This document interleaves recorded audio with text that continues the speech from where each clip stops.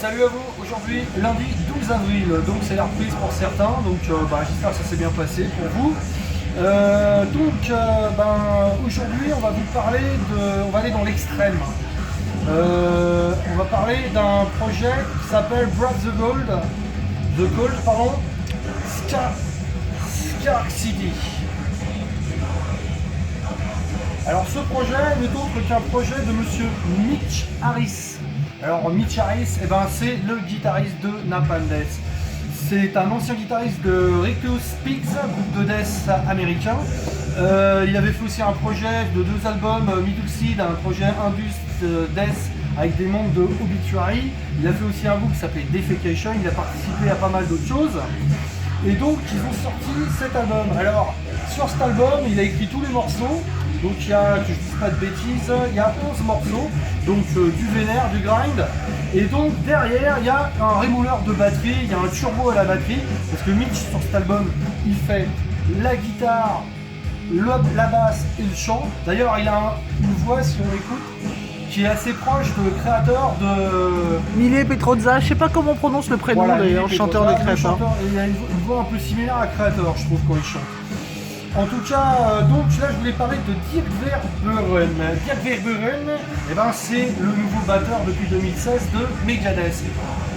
Un Belge, voilà, il y a un Belge dans Megadeth maintenant, vous le savez, maintenant, c'est pas un secret, parce qu'il a tourné avec eux depuis 2016 pour appuyer le dernier album sorti. Il a enregistré le nouvel album et donc il va sortir incessamment sous peu aussi, mais faut savoir quand même que Dirk, il a commencé avec un groupe français de Nancy qui s'appelait Scarve, groupe de trash death un peu vénère, un peu technique, bien rentre dedans. Il a été aussi le batteur de Soilwork, il a joué aussi dans Aborted, groupe de death belge, death grind. Il a participé à pas mal de compositions d'albums, de réalisation d'albums. Il a joué avec Sublime Cadavérique Décomposition. Alors je ne sais pas vraiment s'il a fait quelques parties de batterie. Il a joué aussi avec Tevin Townsend Project. Il a joué avec un groupe français aussi de death, un vieux groupe français, Mortuary. Il a joué aussi, et j'étais surpris, sur l'album No Return de No Return, l'album de 2006. C'est lui qui fait les parties de batterie. Donc c'est un gros mercenaire de la batterie. Et donc, entre deux pauses avec Megadeth, il s'est permis de faire les parties batterie donc de The Brave, The Cold. Alors The Brave, The Cold, c'est du grind, c'est du death, il y a un petit côté un peu éloigné de l'Indus, mais vraiment très éloigné.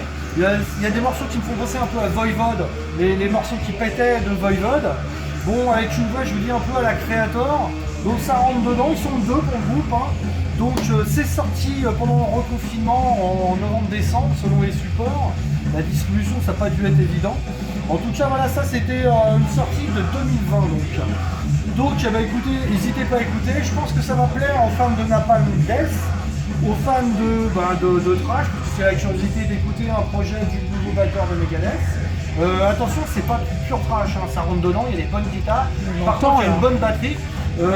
Sachant que lui c'est quand même un démouleur de fûts, j'aimerais pas être le backliner qui change les pots parce qu'il doit bien les éclater.